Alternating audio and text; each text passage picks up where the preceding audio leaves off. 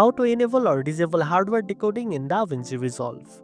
First of all, open DaVinci Resolve and click on DaVinci Resolve in the top left menu bar.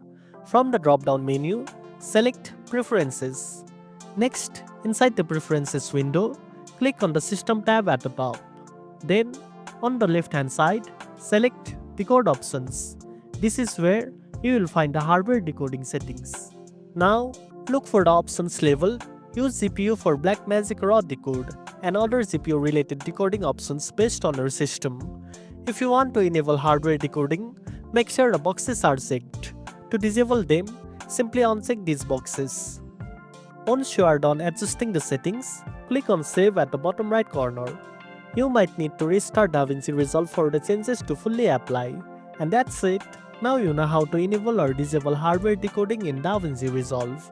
If you found this video helpful, don't forget to like, share, and subscribe for more tech tips. Thanks for watching, and I'll see you in the next one.